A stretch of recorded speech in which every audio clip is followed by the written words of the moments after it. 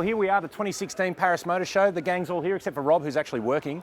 And we've come to Matt's pretty stunning apartment with a great view of Paris here. I don't know how you've managed this, but it's not bad. Yeah, look, the one on the Champs-Elysees was busy, so I thought I'd bring us here instead. No, well, look, it's a great spot. We've seen a lot of things. We've walked around. It's been a pretty good show.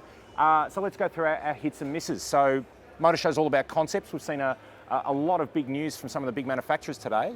Favourite concept, Matty? Is the Lexus UX concept, the small SUV with all the styling of a big SUV. Yep. I just love the look of it, love the styling, love the aggressiveness of it, and I think it sort of speaks to what Lexus is trying to achieve in that segment. Yeah. Boz? Well, that Lexus is pretty ugly, so I have to disagree there. But coming from you. Yeah. I really like the X2. Yeah, same. I was a big fan of the X2. Yeah, the BMW X2 looks fantastic, particularly in that colour and those big wheels. I think they were talking about how they've done the kidney grille, where now the bottom is bigger than the top for the first time, or the other way around. I can't remember. He gave this whole design explanation. I think it's probably the best looking BMW. Yeah, I agree. It looks really aggressive, and cool. Matt's not a fan. Paulie? I think you guys need counselling, because the most important concept here is actually from Hyundai. It's the RN30. Who are you here with, Paul? Yes, that wasn't a paid endorsement, but the reason it's so important is because Hyundai is going into a brand new thing. So they're doing sports cars now, and the end performance range is where it's all going to start. So this car ushers in everything for them. 280 kilowatts, all-wheel drive. And while the concept looks radical, it's the engine and the drivetrain that we're most excited about. So, it does look pretty cool. Yeah, big thumbs up for them. Mike? First of all, the Lexus UX is hideous. I don't know what you're smoking. The Volkswagen ID is massive. So Volkswagen says that it goes Beetle, original Golf, ID. It's that important to the brand. It's the next major step for the brand. Fully electric car on its entirely new platform, 2020 launch, 600k range, price of a Golf diesel, so 40-ish grand. This is the first properly mainstream electric car that everyone can buy, or it will be. And Volkswagen wants to be the world leader in EVs by 2025. I think it probably figures it maybe has to make up for some recent mistakes, dare I say. But look, it's getting serious. It's pumping a significant amount of its money in the billions of euros into the program, and it's a bloody impressive looking thing, and it's a huge idea into the future. So yeah, love it. Well, speaking of EVs, I think for me a big special mention has to be to Mercedes for the EQ, which is obviously a huge step forward for them as a brand. They've committed to 10 fully electric models by 2025. That's going to be the first one. So that car that we've seen as the show car is going to be essentially a production car within 3 years. But for me, the best concept of the show has got to be the Renault, the Trent Reznor Trezor, whatever. Like attention to detail on that thing, the cool lift-up canopy. Yeah, that's a concept car, and I thought that looked fantastic. It's a concept car because it's never going to be built. No. But, Well, then, speaking of things that are going to be built, favourite production car that we've seen? Skoda Kodiak. Yeah? Really caught my eye, particularly the bright green or fluorescent yellow or whatever colour that was, and not the models in front of it. Yeah, I was going to say, there was something at the Skoda stand that caught our eye. But the attention to detail in that car, a lot of great storage, a lot of clever little things like those doors that protect themselves from paint dings.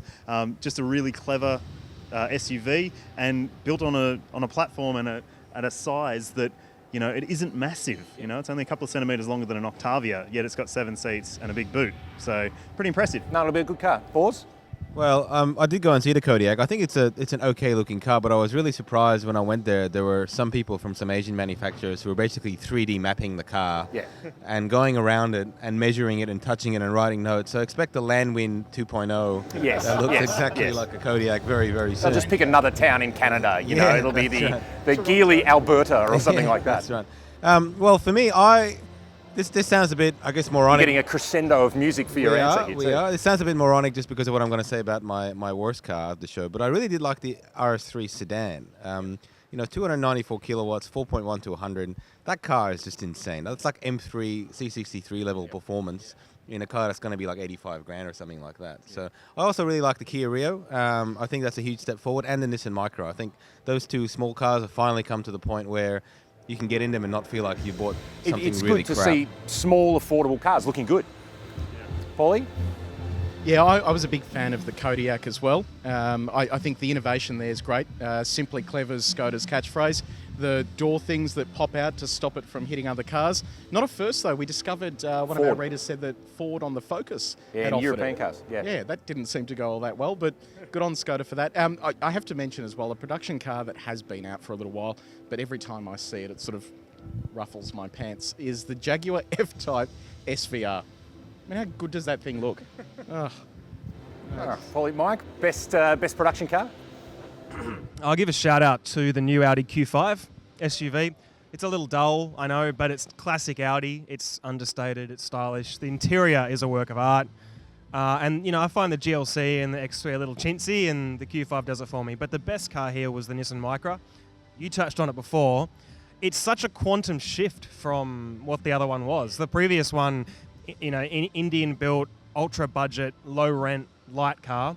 This one's made in France, based on the Renault Clio. Incredibly cool, chic lines, class-leading active safety, really nicely crafted cabin, new screen, leather bits all over. It's a massive step up. And, it's Nissan finally getting its act together in Europe. The big problem with it is we don't know when it's going to come to Australia. Nissan Australia won't say or can't say either or. And the fact that it's built here means maybe it won't come at all. So let's hope it does, but pretty impressive thing. See, for me, it's where we are at the moment. The Big Disco is my favourite car of the show. I reckon it's like I've always loved the Discoveries. I think it's a big step forward. I love the tech. I actually really like the look of it. I know it's a little bit kind of goofy at the back, but it works for me. I'm a big fan. I think that car locally, I can't wait to see it. The boss just walked past. I don't know if anyone spotted. Oh, there we go. So boss of Jaguar Land Rover. Head of Nod to Jaguar him. Land Rover International. He's just hanging out in the apartment. That was I know. These people who come to your house, mate, it's great. There's a cocktail party on over there. Well, then, from our favourites to the cars that haven't quite nailed it here, and it's a motor show. It's a bit of a hit or miss. Who didn't get it? Didn't get it right. Like you say, every car is pretty much subjective about whether you like it or not. You were praising the Generation EQ by Mercedes-Benz before. I hate that car. Yeah. Just doesn't do anything for me. I don't like the styling. It looks kind of like, a try-hard GLC. But it is a try-hard GLC. With weird plasticky bits. If that's what it's going to look like, I'm not going to love it. But, all credit to them for putting something out there. Like you say, we're still waiting on electric SUVs from other brands, and good of them to show something at this show at least. Boz? I think for me it's the Q5 and the Disco as my two most disliked cars. I hope I said that a bit quietly. Yeah, you waited for the head of Jaguar Land Rover. I don't want to get kicked out of Matt's apartment. The Disco mainly because it looks like a Disco Sport. Just someone grabbed the size and went, with health control and went bigger. Like seriously, it looks exactly the same as a Disco Sport. And usually what you do is you get your, Halo car and then you walk down, not the other way around.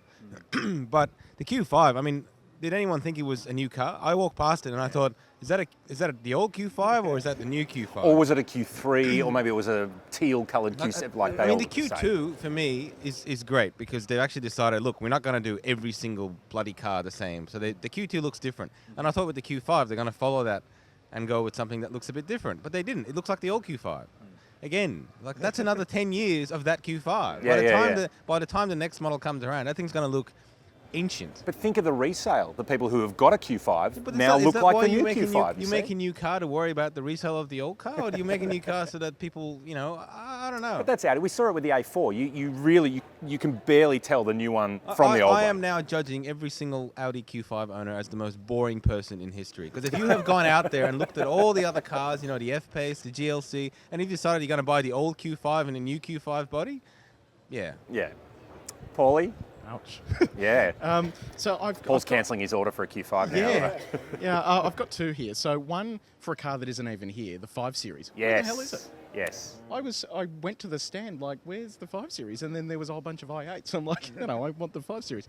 No, but look, I'm going to go a little bit bigger with this. I disappointed with Mitsubishi, full stop.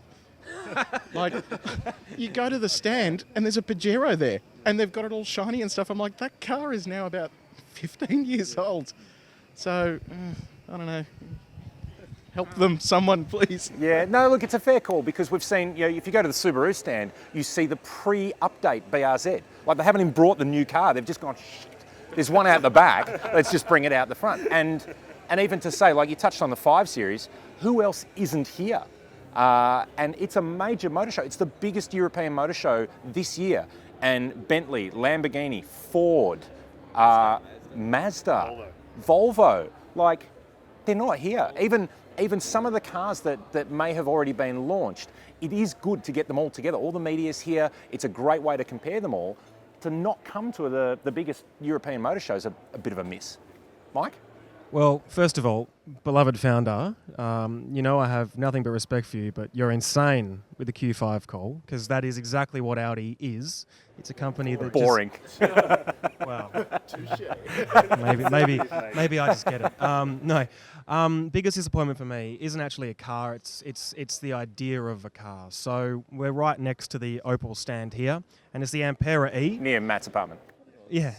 Yeah, well, but Matt's apartment apartment overlooks the show. We've already established this. But look, it's a great thing. It's a 500k range MPV electric car, democratizing the EV, as Opal says. Problem is, it's not making it in right-hand drive. No. So democratizing the EV, but not opening it up to a significant amount of the world's population that drives on the left-hand side of the road in a right-hook vehicle. That is absolutely offensive. I actually hit up Carl Thomas Neumann, the boss of Opel, yesterday to ask him that, and he fobbed me off. Just fobbed me off. And I think the company's attitude is incredibly arrogant and stupid and foolish to say, right, we're going to make EVs for everybody, which is awesome, but we're not going to offer it to half the world. Yeah, a third of the market. A third of the world, yeah. It's typical GM arrogance, and it's pathetic. Well, I agree with you. Like, it's the only production EV here. You've got the Volkswagen's a concept, the Mercedes is a concept. There's a lot of really good intention there. The Opal's the only car that you can actually go and buy, and yet we can't go and buy. And it was designed in Australia, wasn't it? That's the Chevy Bolt under another guy. So it's like, why? Why have they done it so close and yet so far? We want to have EVs as well. It's a real disappointment. I agree. Anything else? Any kind of cool tidbits? Any things that we need to see? Paul, you wanted to go and marry one of the girls from the Skoda stand, I think, at some point. Yeah, they were very friendly, very knowledgeable about their product. I think was the thing. Yeah, no, it's a huge show. We were actually quite surprised. I looked at my pedometer last night. How many steps have we all done? Yeah, I haven't made the record. Fitness advice. 13,000. Cameraman Mitch was close to 15,000. So it's shorter actually steps. Exercise. Aside from all the junk food you see, it is exercise. So it's a lot of coffee. My overall thought walking off the show stand now is that I think this is the show where EVs go from being blue sky thinking or, cars for the upper echelons of society to becoming properly viable. I mean, we've seen a number of brands either talk about their concrete plans for 2020 or production EVs, either or. But the theme here has been, okay, we're not talking about pie in the sky future thinking or Teslas for the 1%. It's in the here and now. That's been the theme of this show. This is a seismic shift, this show, and it's disappointing that a number of brands didn't bother to show up, but the ones that did, it's pretty impressive. I mean, Mitsubishi notwithstanding. So, yeah, massive theme. So the electric show, the hybrid show? Yeah, I actually think in some other ways, though, it's also, weirdly enough, the beginning of the end of the motor shows. Yeah. I think this is the last. This is going to be. We won't be at your apartment next year, Matty. I think it's straight to Airbnb with this place. We're in Frankfurt next year anyway. Because honestly, if half those brands that we mentioned couldn't be bothered to show up to the biggest motor show in Europe, then I think that's the signal of the end of the motor shows. Yeah. Well, I'll see you have it. Well, look, we're going to pack up, have some more coffee, see a few more stands, and then head back home. And you can catch all of the reports of the reveals, plus all the videos and other bits and pieces on CarAdvice.com. Let's go. Matty, thanks for hosting us. Cocktail? Yes, let's go.